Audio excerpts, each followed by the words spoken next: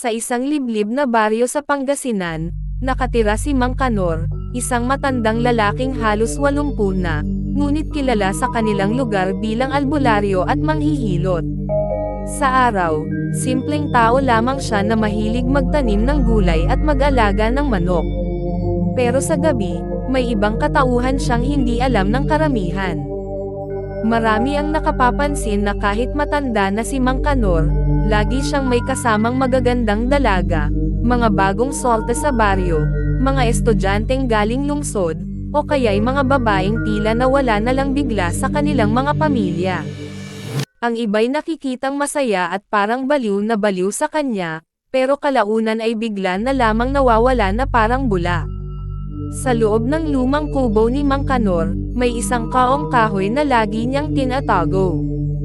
Doon nakalagay ang bote ng pulang likido na tinatawag niyang dugo ng pusong itim, isang uri ng gayuma na sinasabing ginawa pa noong panahon ng mga Kastila. Ayon sa alamat, ang gayuma raw na ito ay hinahalo sa tubig o alak, at kapag ininom ng babae, hindi na niya maiisip ang iba maliban sa nagbigay nito. Pero may kapalit, unti-unting nauubos ang kaluluwa ng biktima, hanggang sa tuluyang mawalan ng sariling pag-iisip. Isang araw, dumating sa baryo ang isang dalagang si Mariel, isang maganda at sexing estudyante sa kolehiyo mula Dagupan.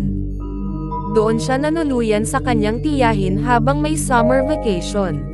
Dahil mahilig maglibot at mag-selfie, madalas niyang nakikita si Mang Kanor sa palengke o kaya'y sa gilid ng kalsada. Isang gabi, nakatanggap si Mariel ng libreng inumin mula sa isang binatilyo na utusan ni Mang Kanor. Hindi niya alam, may halong gayuma ang alak na iyon.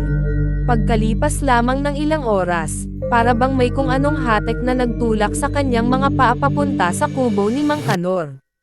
Sa loob ng kubo, nakasindi ang maraming kandila, at sa gitna ay naroon si Mang Kanor na may hawak na itim na rosaryo at lumang aklat na nakasulat sa lumang Kastila. Sa sahig, may nakapintang bilog na pula, tila galing sa dugo ng hayop. "Magandang gabi, iha," ngiti ng matanda, ngunit kakaiba ang ningning ng kanyang mga mata, para bang mata ng hayop na gutom. Hindi na nakapalag si Mariel. Para siyang nawala sa sarili at lumapit sa bilog. Doon niya naramdaman na ang kanyang katawan ay parang sinusunog ng apoy ng pagnanasa. Hindi niya alam kung bakit bigla siyang nahuhumaling sa matandang hindi naman niya gusto noon. Ngunit may hindi alam si Mang Kanor. Ang mga naunang biktima niya, ang mga dalagang nawala at hindi na nakauwi, ay hindi tuluyang nawala.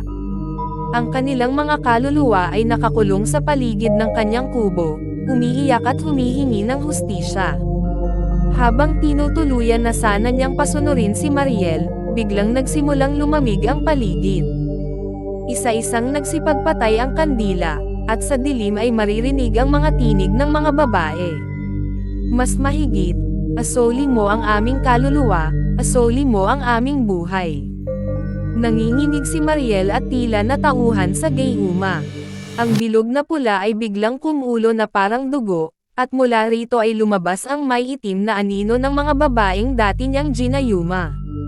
Nabaling kay Mang Kanor ang kanilang galit. Hindi na siya nakapagsalita nang hilahin siya ng mga espiritu at isabsob sa kumukulong gayuma. Ang kanyang huling sigaw ay nag-echo sa buong baryo, bago tuluyang lumunin ng apoy ang kanyang katawan. Nagising si Mariel kinabukasan sa gilid ng kubo. Wala na ang matanda. Ang bahay ay abo na lamang, at ang paligid ay tahimik na parang walang nangyari. Mula noon, kumalat ang balita sa buong Pangasinan tungkol kay Mang Kanor at sa kanyang gayuma ng kasamaan. Maraming magagandang dalaga ang nakaligtas dahil natapos na ang sumpa.